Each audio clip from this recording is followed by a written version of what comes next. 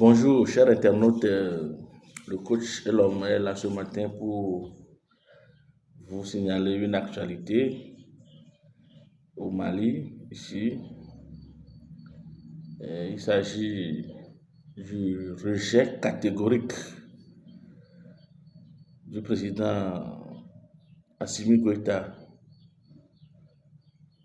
à l'invitation d'Emmanuel Macron de venir à Bamako.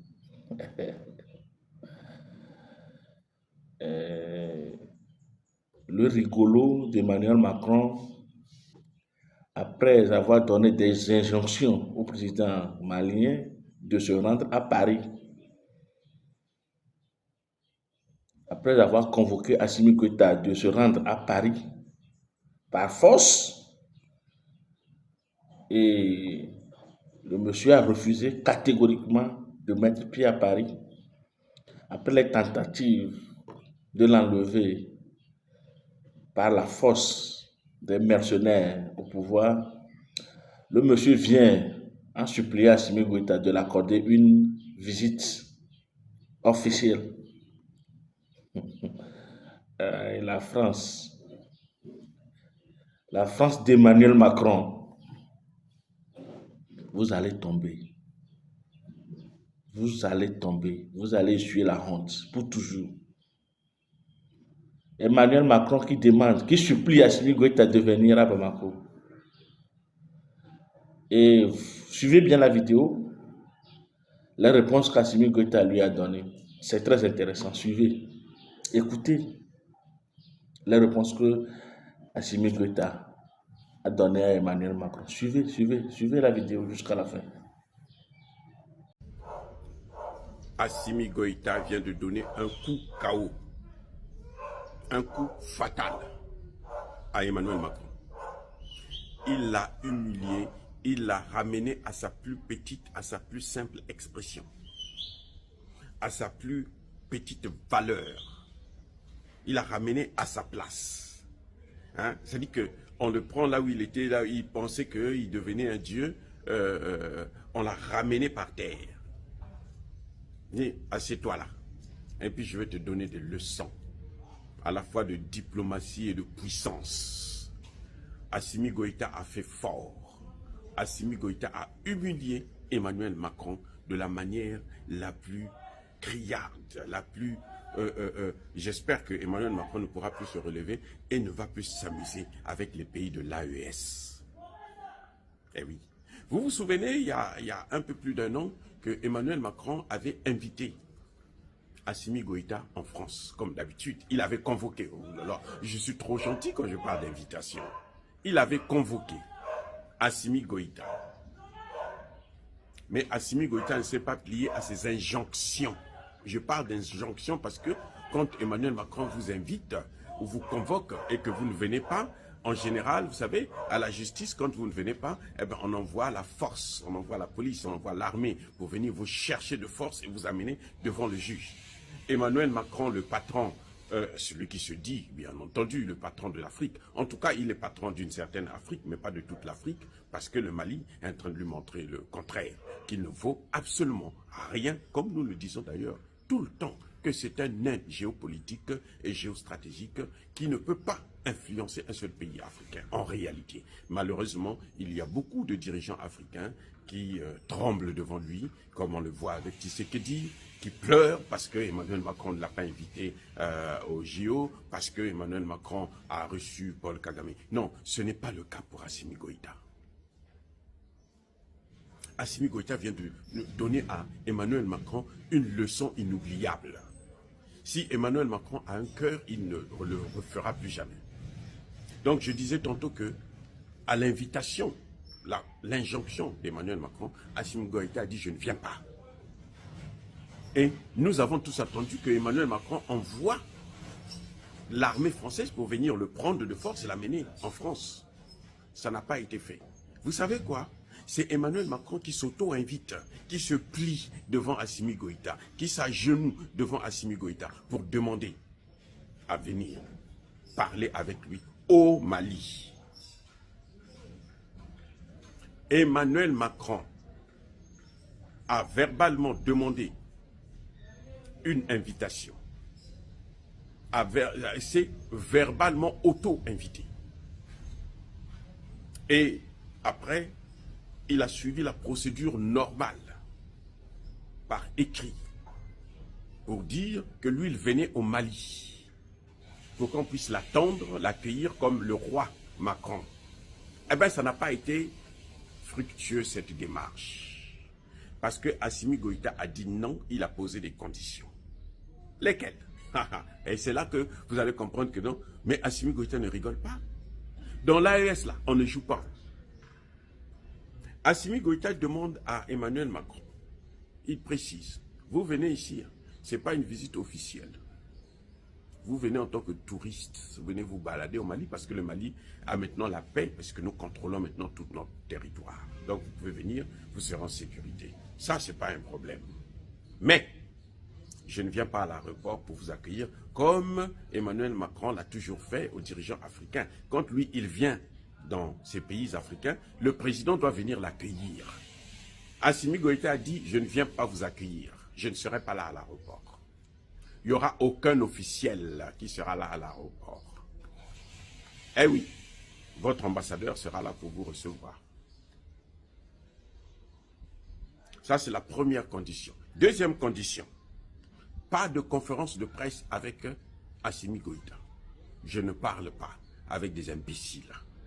Oh, c'est beau. C'est ça ce que ça veut dire. Je ne parle pas avec des idiots. Je ne me pointe pas, je ne me mets pas en conférence de presse avec n'importe qui, n'importe quel clochard vulgaire parce qu'il vient de France, parce qu'il est le président de la France. Il est le président de la France et pas le président du Mali. Troisième condition, ce n'est pas une visite officielle. Hein. C'est une visite touristique. C'est une balade. Vous venez vous balader au Mali. Parce qu'il y a la paix maintenant au Mali. Quatrième condition, pas de tête-à-tête. Assimi Goïta dit à Emmanuel Macron, je n'ai pas une seule minute à perdre avec vous. Vous ne méritez pas que je puisse m'asseoir avec vous sur la même chaise, sur le même banc, autour de la même table, pour discuter avec vous de quoi que ce soit. Je n'ai pas ce temps. J'ai le temps pour les Maliens, j'ai le temps pour l'Afrique, j'ai le temps pour les Africains, mais je n'ai pas le temps pour vous. Allez-y vous faire foutre. Allez-y vous faire voir ailleurs. C'est ça ce que ça veut dire. Non, écoutez, c'est grave. Pourquoi c'est très important? Pourquoi c'est fort? Pourquoi nous sommes obligés de relayer le message? En fait, la visite devra avoir lieu le 20 décembre prochain. Pourquoi c'est très important? C'est ça la vraie question qu'il faut se poser. Pourquoi vous nous en parlez? Quelqu'un veut venir vous voir, vous lui dites non. Ça arrive, hein, à n'importe qui. Mais pourquoi on fait de ça un sujet de débat, un sujet de vidéo? Parce que lorsque Emmanuel Macron convoque les chefs d'État africains, tous, ils tremblent pour aller en France. Ils se précipitent. Ils prennent parfois toute leur famille. Père, mère, femme, enfant, grand-mère, grand... La dernière visite de Tshisekedi, quand il a été convoqué à Paris par Emmanuel Macron, il est allé avec toute la famille. Au point où ils arrivent lors du dîner, il n'y avait pas assez de place parce que la famille était trop nombreuse. Tshisekedi avait amené tous ses parents qui voulaient voir l'homme blanc manger avec ce putain d'Emmanuel Macron. Vous voyez maintenant là où c'est très important, il n'y avait pas de place pour tous les ministres qui avaient accompagné le président Tshisekedi, parce que la famille était là. C'est pour vous dire, c'est pour vous montrer que là c'est une invitation, hein. C'est une convocation. Le cas d'Assimi Goïta, ce n'est pas une convocation. La convocation, il a refusé. Il a décliné l'offre. Maintenant, cette fois-ci, c'est Emmanuel Macron qui s'auto-invite. Et là, il pose des conditions telles que Emmanuel Macron ne pouvait pas accepter. Alors que si c'était un président africain. Mais il y a des endroits où Emmanuel Macron arrive. Et son avion atterrit à l'aéroport. Le président du pays est là. Il attend parfois 1 heure. Il laisse traîner un chef d'État qui l'accueille. 1 heure à l'aéroport debout en train d'attendre Emmanuel Macron. Vous avez vu quelle imbécilité. Mais là, Assimi Goïta dit, non, non, non, ces petits jeux que vous faites là, avec nous c'est fini. Dans l'AES là, vous n'avez plus ce droit-là. Vous n'avez aucun droit. Vous aviez ce droit au Mali. Mais maintenant, vous n'avez plus ce droit. On a signé, on a sifflé la fin de la récréation. Dans l'AES. Vous vous rendez compte? C'est pour ça que c'est très important de souligner cet aspect.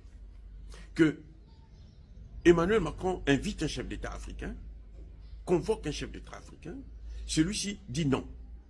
Emmanuel Macron se dit, bon, comme lui, il ne veut pas venir chez moi, moi, je vais aller le voir. Celui-ci dit encore non. En tout cas, il pose des conditions telles que Emmanuel Macron se trouve frustré. Il dit, non, non, non, non, non, c'est trop, je ne veux pas aller. Je vais dans son pays, il n'y a pas de tête-à-tête avec lui. Emmanuel Macron qui a fait traîner des chefs d'État, il convoque un chef d'État africain qui arrive à Paris. Le jour que le chef d'État arrive, alors qu'ils se sont entendus sur l'heure, le temps et autres, il va se balader en Asie. Il laisse le chef d'État là pendant 5 jours sur son sol. Et le chef d'État là, étranger, est là à attendre. Africain bien sûr, parce que les Européens ne feront pas ça. Et il ne fera pas, il n'osera pas le faire à Joe Biden. Mais là, c'est un chef d'État africain qui dit, non, la récréation est terminée. Avec moi, ça ne se passera pas comme ça.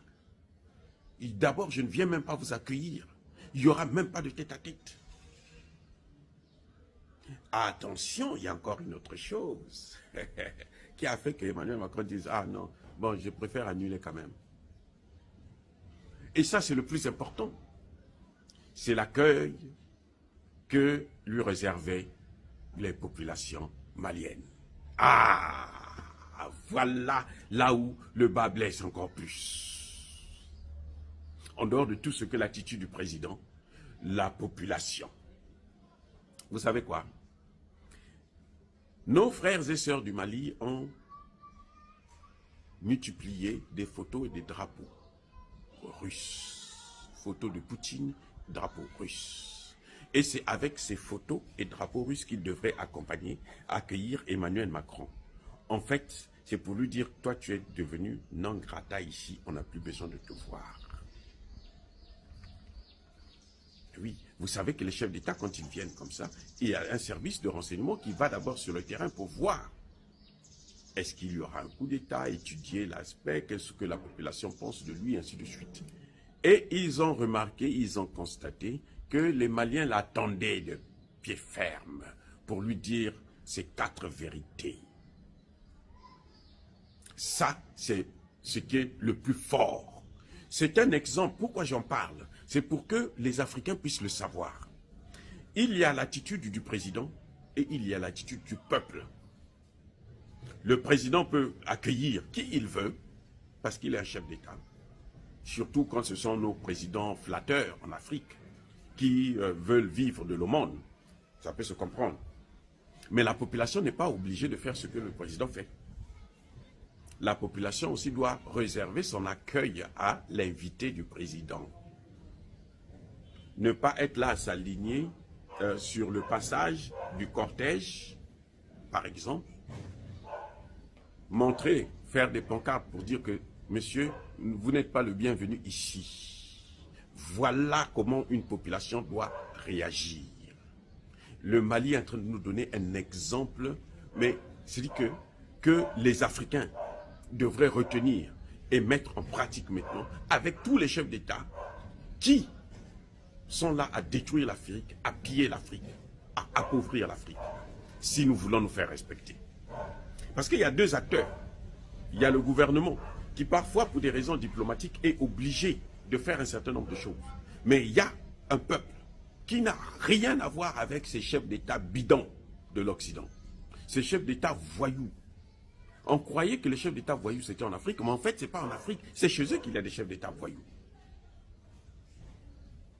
La population malienne attendait Macron avec les images, les fusils de Vladimir Poutine. Donc quand Emmanuel Macron devait passer partout là, il devait voir la face seulement de Poutine. Pour lui faire comprendre que toi, tu n'as plus ta place ici. Ton temps est révolu, tu peux maintenant repartir chez toi. Voilà pourquoi nous en parlons. Oh, bien-aimés frères et sœurs, nous saluons le courage du président Assimi Goïta. Nous saluons la bravoure de ce peuple malien, de nos frères et sœurs du Mali. Nous saluons cette détermination. Nous saluons la compréhension, l'intelligence. Parce que là, ils ont compris. Hein. Ça, c'est un peuple qui a compris d'où vient son mal. Et il a décidé et il est déterminé à faire en sorte que ce mal-là ne puisse plus continuer à gangréner le pays.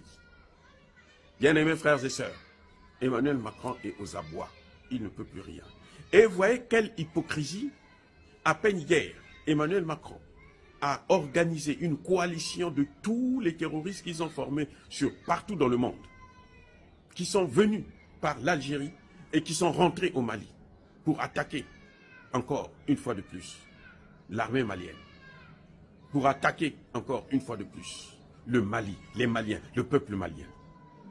Et là, ils ont eu une chicotte qu'ils ne vont plus jamais oublier à Tinzaouaten. Et 2 jours après, lui vient, il parle d'une visite. L'hypocrisie. Que les Africains puissent comprendre. Ce que Emmanuel Macron est en train de faire au Mali, c'est ce que nous attendons tous.